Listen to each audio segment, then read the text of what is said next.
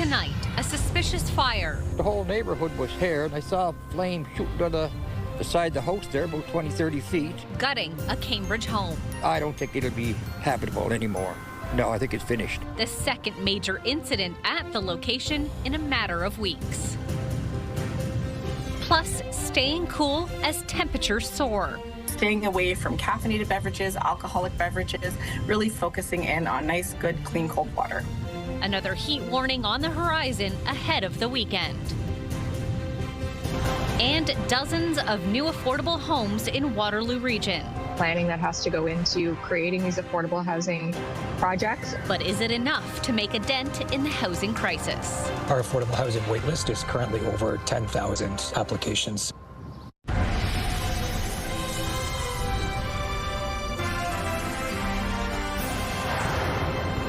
Good evening. Burnt out by a serious blaze. A fire gutting a home on Roseview Avenue in Cambridge last night. Fire crews fought the flames for hours and remained on scene today as investigators tried to piece together what happened. CTV's Alexandra Hollick is back from Cambridge and joins us now. Alexandra, this isn't the first incident at this house in recent weeks. That's right, Ashley. Police were called to the same home less than a month ago when shots were fired.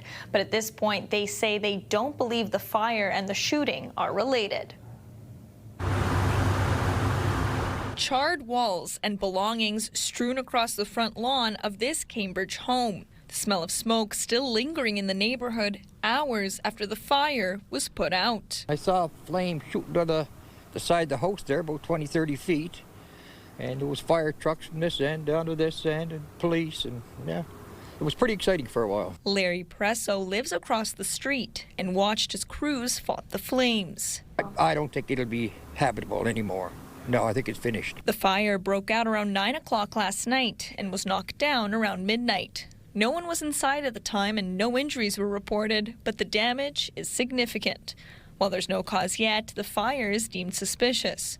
Waterloo Regional Police, the Cambridge Fire Department and the Ontario Fire Marshal all on scene today, sifting through the soot to try and figure out what happened.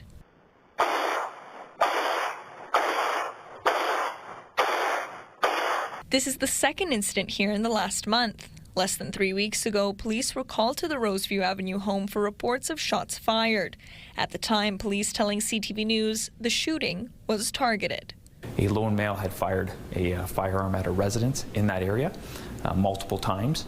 There was damage to the residence, but no injuries. At this point, police say they don't believe last month's shooting is connected to last night's fire, though neither seem to bother Presso, who's lived in the area for 50 years.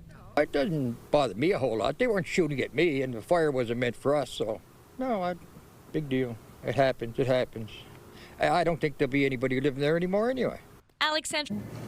Officials are still investigating the cause of the fire and are urging anyone with information to come forward. Ashley? That's CTV's Alexandra Hollick reporting live for us tonight. Thank you, Alexandra.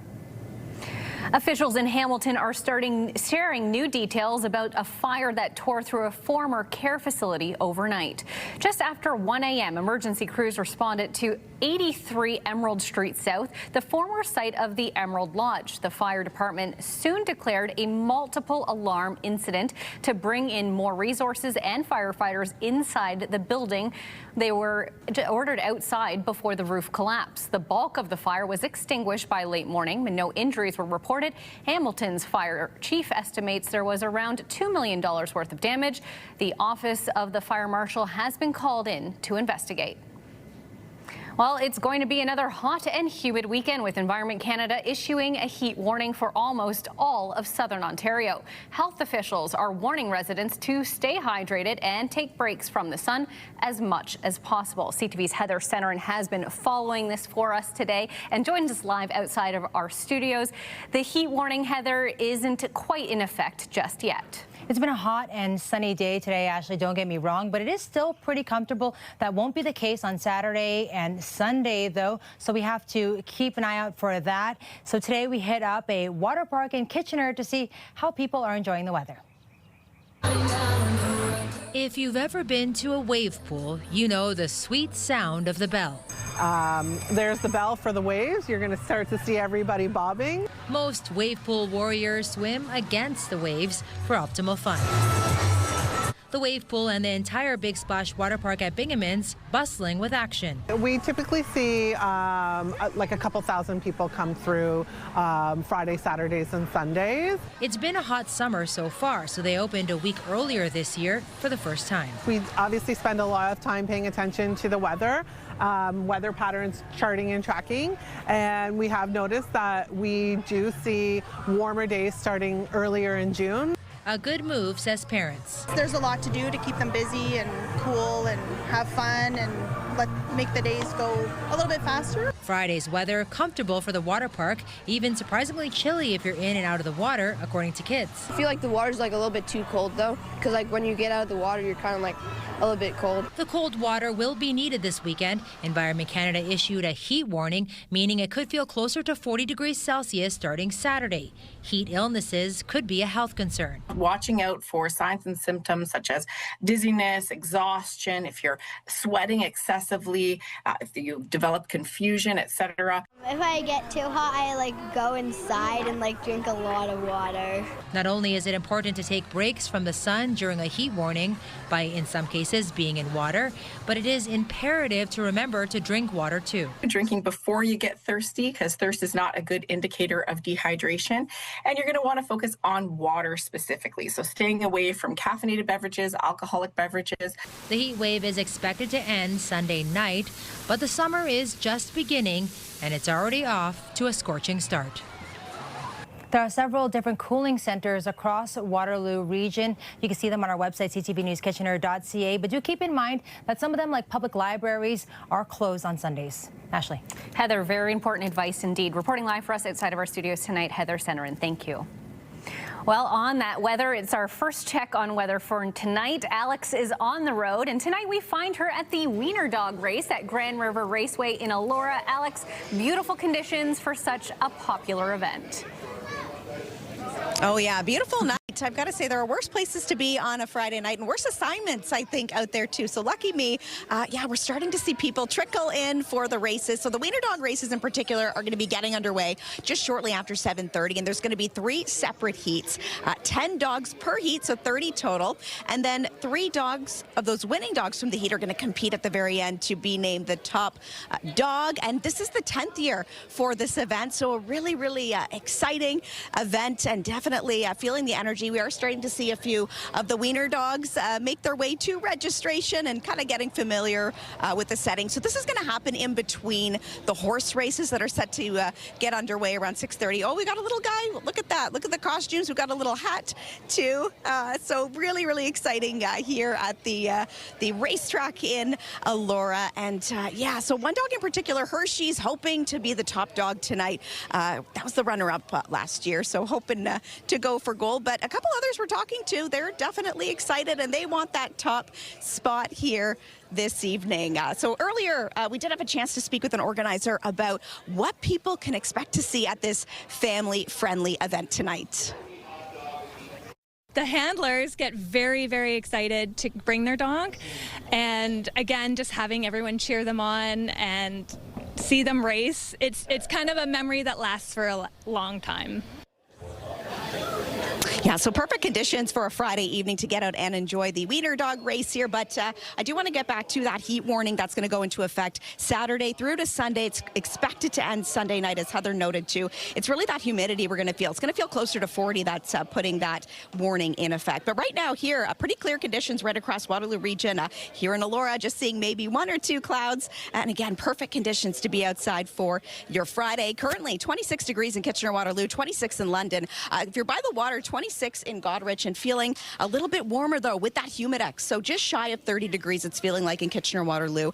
Feeling more like 32 in Goderich and 36 in Sarnia. So beautiful, beautiful Friday evening. Can't say we're going to have conditions like this throughout the entire weekend, but hey, perfect for the Wiener Dog race tonight. So we're going to check back in just a little bit for your full forecast, and we're also going to speak to one of the contenders and their handler. Ashley. Oh man, Alex, I think my money is going to be on the little guy behind you with the hat. That looks great. Thank you, Alex. So cute. All right, a warning to some that the details in the next story are disturbing. A Hamilton man is facing a slew of new charges in connection with an alleged sexual assault ring. The new charges come amid a W5 investigation into a network of thousands of men who allegedly secretly drugged their partners and then posted videos online. CTV's John Musselman reports. 36-year-old Brian Hayward appeared in a Hamilton courtroom today. He is facing additional charges in connection with an alleged sexual assault ring that was the center of a wide-scale W5 investigation. The new charges come amid an investigation into a network of thousands of men who allegedly secretly drugged their wives or intimate partners, then posted the videos online. Hayward's profile was discovered in the platform where he allegedly uploaded what may be the drugging and raping of at least 5 or 6 different women. Hamilton investigators say there may be more victims out there. We do believe that there would be more victims that may not necessarily know that they were victims of Brian Hayward.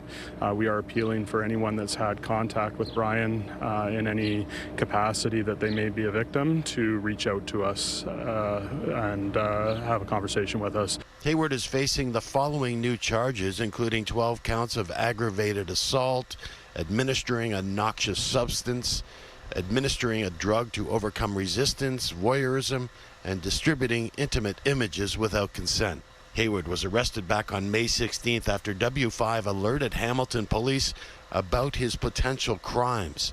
The contractor's ex-wife, who CTV News agreed to identify only as Rachel to protect her identity, previously told W5 that he allegedly drugged their then 11-year-old daughter back in 2023. Hamilton police say they laid the additional charges as the investigation progressed, and they identified more victims. None of the charges have been proven in court. And the accused in this case remains in custody. He'll be back in a Hamilton courtroom on July the 11th. John Musselman, CTV News. Provincial police have made a pair of arrests in connection with a series of incidents that allegedly saw rocks thrown at moving vehicles. Between September and November of last year, OPP say they received reports of rocks being thrown at moving vehicles on Highway 48 in Markham. In one case, investigators say it caused a crash where 2 people suffered life-threatening injuries. In another, a rock went through the window of a GO bus. 2 18-year-old men are now charged with aggravated assault, mischief, endangering life, and mischief damage to property. A man visiting from the U.S. stepped in to stop an alleged repeat robber, tackling the suspect inside an Ottawa pet store. He jumped into action Wednesday night using a dog leash to tie the man up. CTV's Tyler Fleming has the story. I wasn't thinking about what could happen to me. I wasn't worried about getting hurt. When Gary Leroux tackled an alleged robber, he says it was about protecting the staff. I was thinking that my partner works here. This guy is potentially dangerous. Leroux was at Pet Value in Riverside South Wednesday night, picking up his partner when they saw a man go inside. Pet Value was robbed, and the Subway next door had been robbed twice before that. And, they had a picture of the guy from security cameras. Leroux says the man fit the description police released last week. He walked with a very distinct hunch, and I said, is the same position his body was in the picture. He entered the store and saw the man at the register. And as soon as he reached for the cash, I grabbed his hands, grabbed him by the wrists and pulled his arms behind his back, and I told him, "You're done. Don't try to fight. The cops are on their way." I took him down to the ground. One of the girls brought a dog leash over, and I was able to tie his hands behind his back and kept him cozy until the police got here. Citizens can make an arrest during a serious crime as long as reasonable force is used. Leroux says the man stayed calm. He explained that he was a roofer and had injured himself. It took around 2 hours for police to arrive. The leash was replaced with cuffs and the suspect was taken away. There was a high call volume at the time of this incident. Police confirmed the man is the same suspect they were looking for last week. The 45-year-old is now facing charges. You want to feel some empathy for people, but, there's got to be some accountability somewhere. All the employees applaud me. Leroux, a U.S. resident working toward permanent residency, says he stepped in to help keep the community safe, the one he hopes to soon call home. with a job perhaps in policing. I didn't know that I had a knack for this, but apparently I do. That's CTV's Tyler Fleming reporting.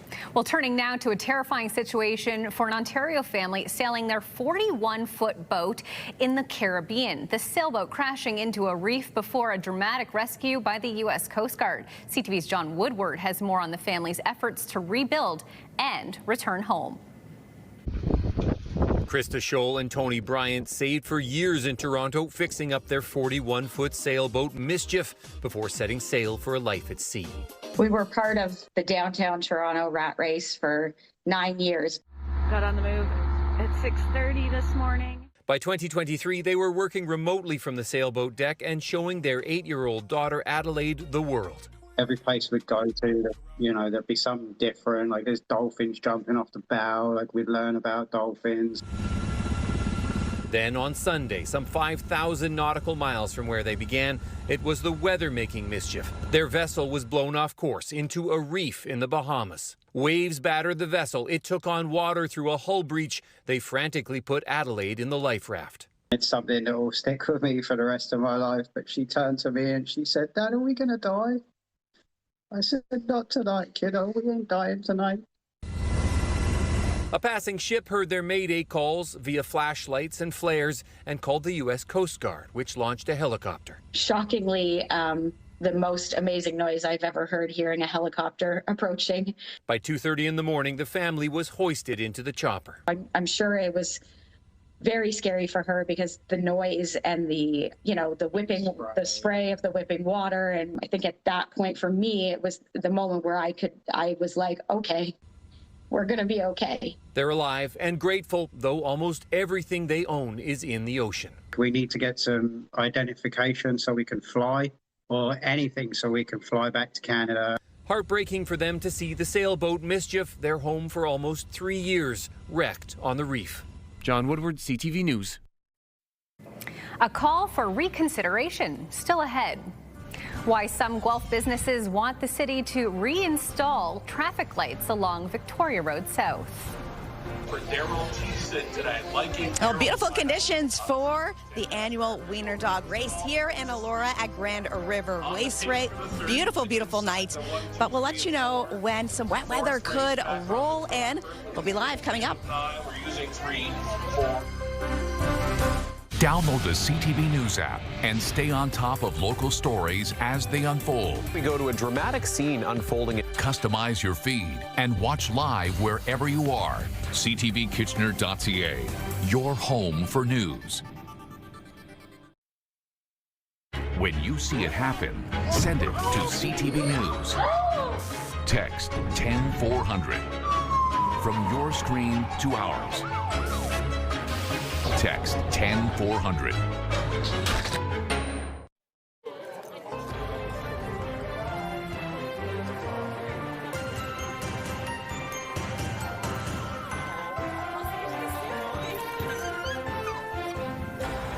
A push to make a Guelph neighborhood safer. A set of temporary traffic lights were removed from an area known by locals as the Ward. Employees of a nearby business are petitioning to have them reinstated. CTV's Karis Mapp explains.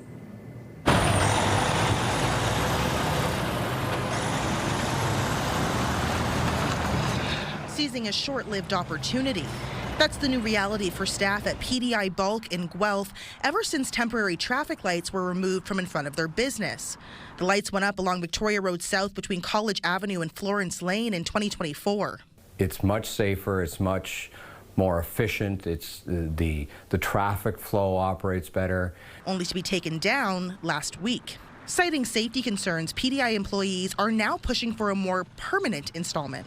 With our trucks getting in and out, we're very large and quite heavy, and it allows our drivers to leave the yard safely. Without the lights, Fisher adds cars are oftentimes sitting up to 5 minutes during rush hour. We have upwards to 100 employees pulling in and out of here at various times for lunches and starts and stops of their shifts, and it's incredible how long it can take to get out. Pleading to the broader public, a sign now sits in front of PDI encouraging residents to weigh in. It was our owner that spearheaded getting that set up. He wanted us to see if we could do something to support the community, the safety in the area. The response that we've been getting from the community has been almost 100% supportive. CTV News reached out to the city, but no one was available for comment. Fisher says when asking to have the lights brought back, it's been an uphill battle. They have turned us down on that, but the community support and outreach seems to be changing. It's not just PDI employees battling the traffic tensions. Residents and business owners in this nearby busy plaza also say they wish the lights would return.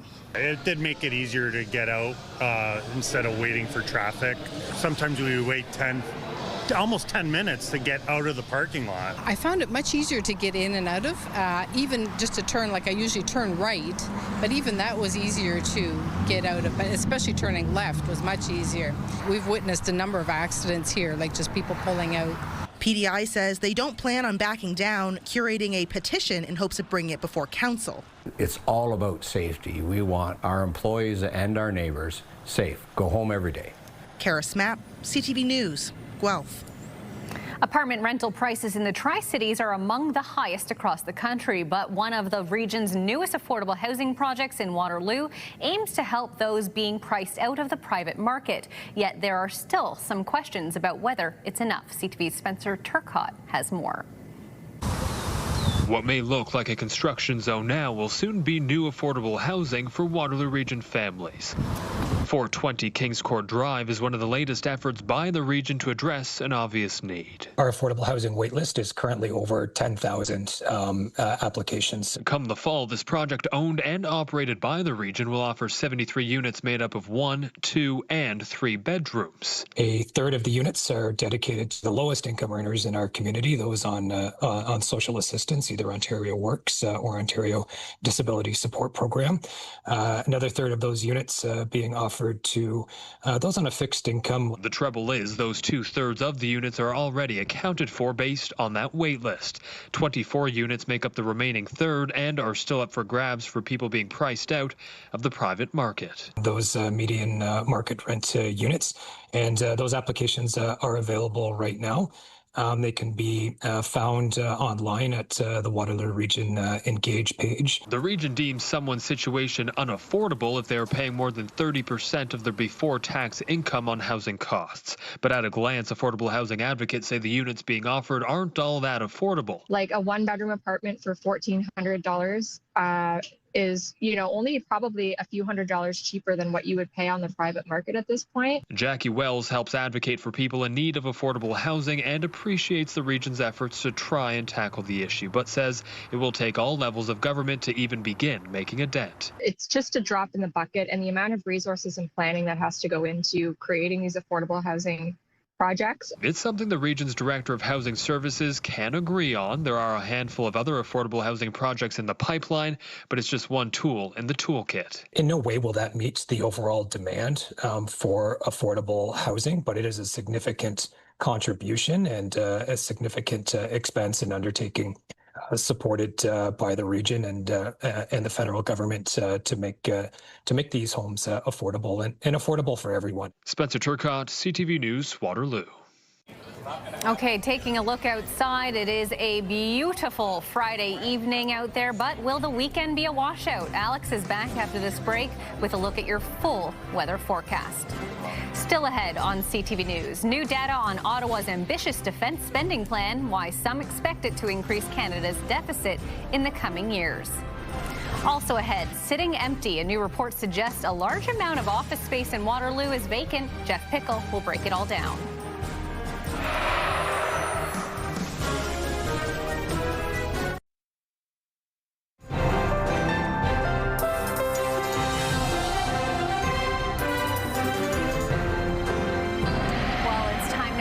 Full check on weather, and of course Alex is at the Grand River Raceway in Elora tonight. And Alex, it's almost time for the Wiener dogs to start their engines. That's right. So around 7:30 or so are when the Wiener dog races in particular are going to get started. So in between some of the horse races, but a beautiful, beautiful night to get out and enjoy this free event. I'm joined now by Jennifer and little Ruby here, who traveled all the way from Oshawa just to compete in the race here tonight. Thank you so much. Thank you for joining us. And Ruby has been the sweetest. We've been getting to know each other. Tell us why you made the trip from Oshawa to come here for this Wiener dog race and for the 10th anniversary. I didn't realize it was the 10th anniversary, but I Googled and looking for Wiener dog races because she's just going to be a year old soon. And I thought, just for some fun. Just for some fun. Okay, so what kind of training or preparation goes into getting ready for a Wiener dog race? Practicing. We practiced for a few nights. She didn't get it at first, but she's coming along, so we'll see. So keeping our fingers crossed for Ruby here, who's been just like the sweetest little thing. And in terms of seeing, we're seeing more people coming through registration, lots of Wiener dogs now. What's it like for you to, visit Elora, but also seeing how many people are here? Because I think close to 3,000 are expected for this event tonight. Yes, and I heard that there's some dogs from Michigan that have traveled all the way from Michigan, so it's a good group. Yeah. What's it like, too, in terms of energy? Have you had a chance to chat with any of the other competitors yet? A few. Ruby's not being very friendly and cooperative with other dogs, so we'll see how it goes. She's fast, so we're hoping that she does well. So we're hopeful. Do we think Ruby is going to go for gold tonight? I hope so. Vote for Ruby. Vote for Ruby. Okay, well, Ruby, we're going to be rooting for you. Best of luck. Thank you. And, of course, have lots of fun. Thank you. So thank you so much, Jennifer. And thank you, Ruby, for stopping by and having a chit-chat with us. So, beautiful evening to get out and enjoy the Wiener dog race here this evening. But I want to start with that heat warning that we're seeing in place. So that's going from Saturday right through to Sunday, expected to break, ending on Sunday night. So it's really that humidity. It's going to feel closer to that 40 mark. So, of course, when we see these heat warnings in place, signs to keep an eye out for: headaches, nausea, dizziness. You want to, of course, drink water before feeling thirsty. So staying hydrated is key, and really limiting exposure, wanting to wear light clothing, and, of course, never leaving people or pets in your vehicles. So right now we're seeing mainly clear conditions, just a few clouds over here in Elora at the moment. And as we get into the overnight hours, pretty nice conditions, but it's really Saturday we could start to see a bit of that cloud cover move in, and, of course, a little bit of showers potentially. There is also the chance for a risk of a thunderstorm as we get into the weekend. So around 3 a.m. or so Saturday, if you're in Kitchener, Waterloo, Mount Forest, even down the 401 towards London, you could see some heavier showers on and off at times. So again, maybe keeping that rain jacket and umbrella nearby. Conditions, though, expected to clear overnight into Sunday, and then we could see, again, some chance for some active weather. So currently sitting at 26 degrees here in Kitchener-Waterloo, closer to Goderich, 26 in London as well, and it's with that humidex feeling just shy of 30 degrees in KW. It's feeling more like 36 in Sarnia and 34 in Windsor. So expected high for today, 28 degrees, so just shy of our normal for this time of year. Record high, 36 degrees. That was set in 1990. The record low, that was set in 1972, 5.6 degrees. That sun, though, setting at 9:06 p.m., so great to spend some of those evening summer nights out, especially here at the Wiener Dog Race. It's going to be a fun evening right through the night. Overnight, 18 degrees expected to be our expected low. Chance of showers with a risk of that thunderstorm sticking around, and similar for tomorrow. Again, that chance for a thunderstorm or two.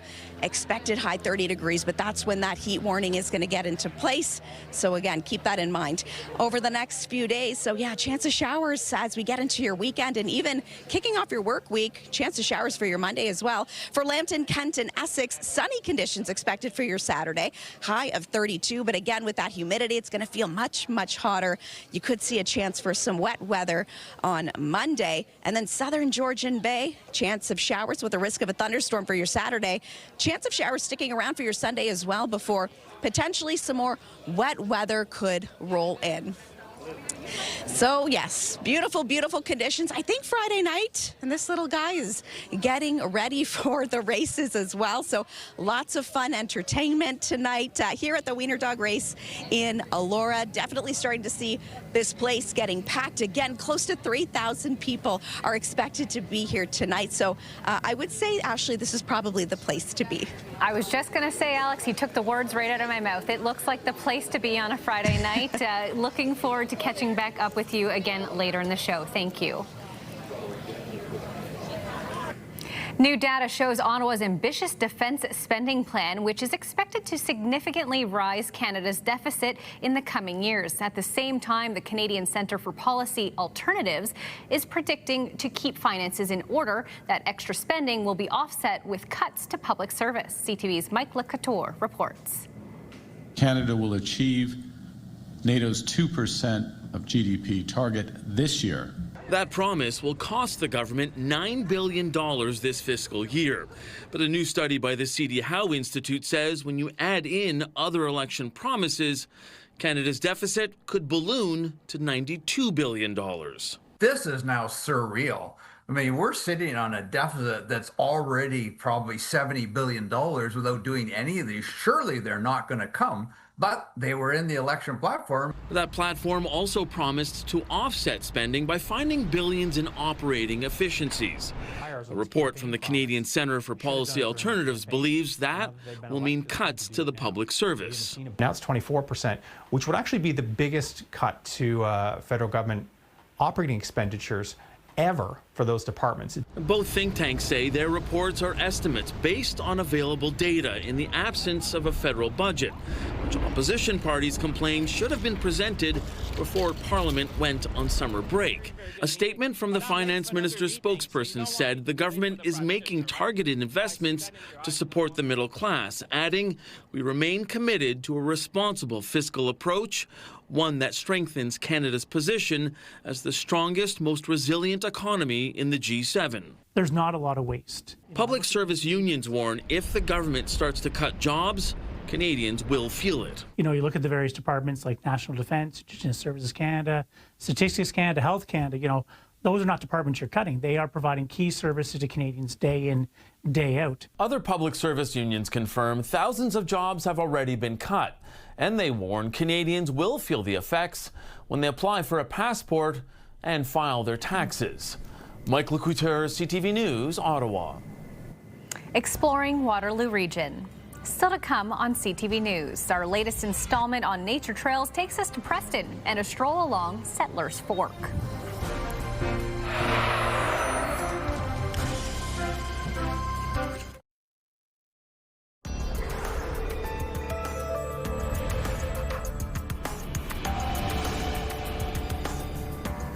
Condo sales are on the rise in Waterloo Region. According to Cornerstone Association of Realtors, condo sales increased 34% in June compared to the year before. Meanwhile, the sale of detached homes went up 5.6% during the same time frame. The sale of townhomes went down 17.4%, and semi-detached home sales dropped 25.4%. The average cost to buy a detached home remains stable at just under $900,000, but the price for townhome or condo did dip. We heard earlier in the show, affordable housing is hard to find, but the same cannot be said when it comes to office space. A new report says 30% of downtown Waterloo's office space is sitting empty. CTV's Jeff Pickle brings us a breakdown of the numbers. It's a sign you see a lot in Canadian cities. Office space for rent is not hard to find. A new report from the CBRE shows that downtown office space in the region sits at 30%, among the very highest in Canada. Many cities enduring the same exodus from the office, with Toronto at an 18% vacancy downtown and nearby London at 31%. Across Canada, 20% of downtown office space is empty. However, the CBRE says the vacancy rates have plateaued and is hopeful a rebound could be in the future. The work-from-home shift during the pandemic a major contributor, but the study also found an uncertain economic situation slowing down the return. Absolutely. It's definitely something we're aware of. It's also something we're not alone in. Downtown Kitchener City Councillor Stephanie Stretch says the city is focused on cultivating a new downtown workforce through innovation. What the City of Kitchener we've done is we've really invested in some of our startups. So through Communitech and through the University of Waterloo, Velocity is an incubator, and it's seeing a large number of startups, which should translate for us into more office space being used downtown. She says the slow and steady return to work policies should bring more people back to the office, But at the end of the day, it's about creating a vibrant downtown. You know, it's top of my list. It's staff were working on a lot of some of those really basic things like safety and security so that we're able to make our downtown core great. The CBRE report says office construction across Canada sits at a 20-year low. They also say there's been a 1-year drought with no new downtown office construction across Canada within the last year. Jeff Pickle, CTV News, Kitchener. Okay, time now to retop our top stories. Joining us in studio today is CTV's Krista Simpson. Krista, let's start with the investigation into a house fire in Cambridge. Ashley, flames broke out at the home on Roseview Avenue around 9 on Thursday evening. Fire crews did knock the fire down by midnight, and while no one was hurt, the fire is considered suspicious. Just 3 weeks ago, the same house was also hit by gunshots, though at this time, Waterloo Regional Police say they don't believe the two incidents are connected. Almost all of southern Ontario is under a heat warning for this weekend, with humidex values of 40 in the forecast, and the overnight lows are in the 20s, so not expected to provide much relief either. People are reminded to stay hydrated and take breaks from the sun. And Krista, over on our website, we have a story about thousands of dollars of magic mushroom products seized from a store in Brantford. Well, Ashley, police say they began their investigation into an illegal store on Murray Street back in mid-June. The store had previously been shut down, but then reopened. For more information on what police found, as well as details on a shooting investigation that brought police there earlier in the spring, you can scan the QR code on the bottom left of your screen to get the story on our CTV News app, or to download the app right now. And of course, you can always visit our website, ctvnewskitchener.ca. Ashley. All right, Krista, thank you for that update, and we'll see you a little later in the show. Continuing our series on nature trails and outdoor adventures, today we take you to Settlers Fork in Preston, a beautiful spot where the speed and Grand Rivers meet, with something for everyone. Have a look.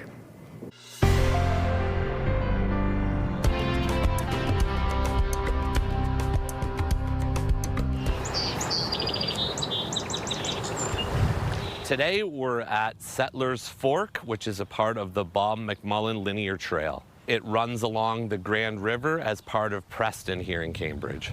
The Bob McMullen Linear Trail starts at Chopin Street and then runs to Preston Auditorium. So it runs approximately 3 kilometers. The surface is relatively moderate, flat, with granular stone dust surface, so it's great for people out on walks and for cycling. Here we have the Speed River coming and joining at the confluence with the Grand River.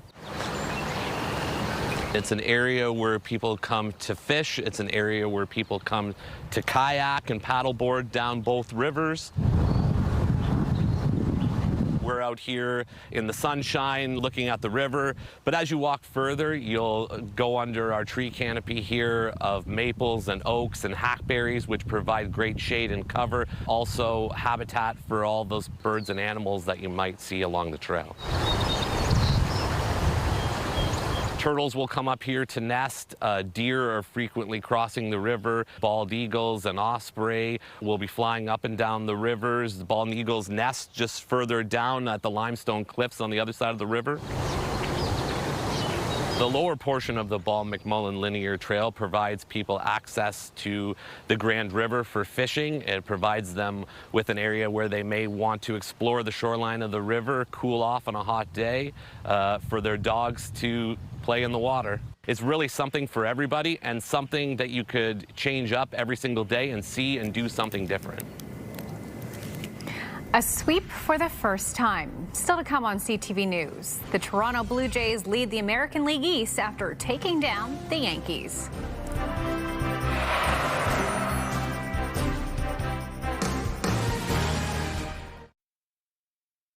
It's Jeff, KP, and Backstage Ben in the morning. 3 awesome people that want to start your day or finish your overnight shift. You'll laugh, you'll text, you'll call, you'll scratch your head, and maybe even beat Backstage Ben. Weekday mornings from 5:30 to 10. Listen live on the iHeartRadio app or at 105.3 Virgin Radio.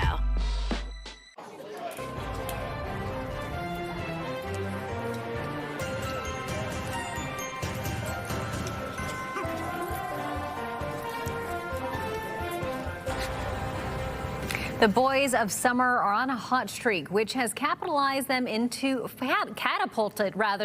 first place in their division. Toronto is abuzz with excitement and optimism for the rest of the season after the Blue Jays swept the New York Yankees at home this week. CTV's Allison Hurst has more. That'll do it. The Yankees leave Canada dry. A 4-game series sweep at home against the Yankees, a franchise first, and knocked them off the top spot in the division. We made special arrangements to fly in from Halifax early yesterday morning, had to change airline tickets to see the game last night. And was it worth every penny? Bill Karsten, his daughters and granddaughter, travel to see the Jays every year and have quite the record. Go Blue Jays, go! The actual record would be somewhere in the ballpark of 9 wins out of 12. Support welcomed by a team insiders had written off earlier in the season. It is a shift of power, and it is a wake-up call for all of them. Worth seeing for fans from the other coast, too. Susan and Doug McLeod and Shannon Delosky are here from Dawson's Creek. Traveled a long way to see them keep winning. They're just doing the right things they need to do to win. They're here for the next series, but they caught last night's game. And he's done it again! When George Springer went deep twice to clinch the series sweep. How about those Springer dingers, right? Setting them apart from the division, the Jays are alone in the top spot in the AL East. The building has been electric, the fan base, just the atmosphere in here, it feels different, and it's something everyone in Toronto should really experience. Ethan Evans and his family chose a staycation to take in the excitement. I think they can win against the Los Angeles Angels, and I'm excited. For Emma Keating, attending tonight's game is a high school graduation gift. It's pretty exciting, yeah, because last season they weren't doing very well, but this season they're doing very well. Derek Burns came from South Porcupine near Timmins for Canada Day and decided to stay for the whole series. A great rivalry, and it turned out to be nothing more than spectacular. Fans hope the offense keeps rolling into the next series. All right, that's CTV's Allison Hurst reporting. More news ahead. First, here's Alex.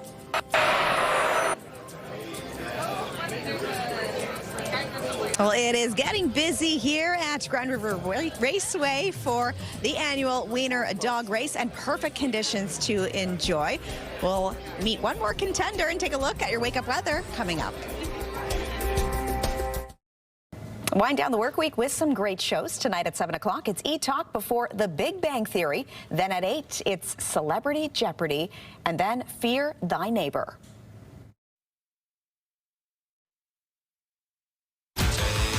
Bounce 99.5 has the music you just can't quit. Home of Bounce Mornings with Angie Hill and Sarge. KW's Bounce 99.5. Listen on the free iHeartRadio app.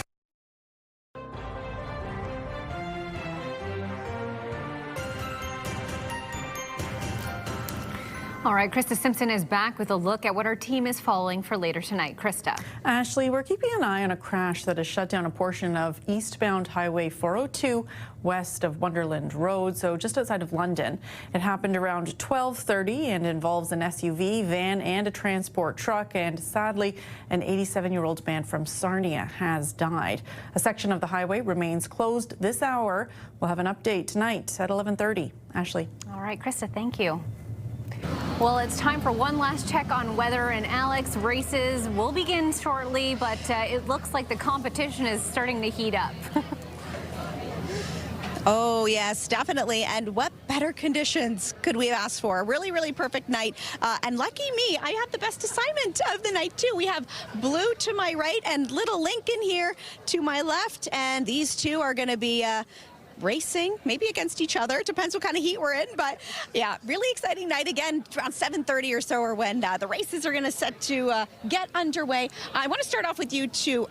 How excited are you, and how excited is Blue? He seems pretty excited. You could tell he's anxious to get off to the races here. So it's it's a dog-eat-dog world, eh? Dog-eat-dog world. And I saw Blue practicing earlier. Blue's pretty quick. Okay, Little Lincoln here. What kind of practicing, or what do you do to get ready for a race like this? Well, they gave us pretty clear instructions to do it in the backyard. You stand so many feet apart, and one is at one end, one's at the other end, owners, and then just hopefully they run from one end to the other end and stop when they get to you. Now, first time doing it? Yes. First time and first time? Yes. Oh, right. Okay, so best of luck to both of you. I'm sure they will do great. And hey, I mean, this event too, we're seeing more and more people. All these dogs are starting to flood, and I absolutely love it. And again, beautiful conditions for your Friday night to get out and enjoy this free event. Again, the dogs are going to be racing shortly after 7:30 or so. But I'm taking a quick look at your wake-up weather for tomorrow. Looking pretty good. By 6 a.m., we're going to be hitting 17 degrees, mix of sun and cloud. Then by 8, we should be reaching 20, mix of sun and cloud again, and then 26 by 10 a.m. So just a reminder too, that heat warning is going to be in place from Saturday through to Sunday, and then expected to break Sunday night. So best of luck to Blue and best of luck to Lincoln. We're going to keep an eye to see who the top dog is here at Grand River Raceway tonight. So yeah, definitely lots of good energy here tonight. Ashley. Oh, Alex, it looks like it's a really fun assignment indeed. Thank you for bringing us that. And that brings us to our program for the week. Thank you all for watching this week, and we'll be back here, of course, next week with some more local news. Krista Simpson first will be back here tonight at 11:30. Thanks again for watching, and we'll see you again soon. Bye for now.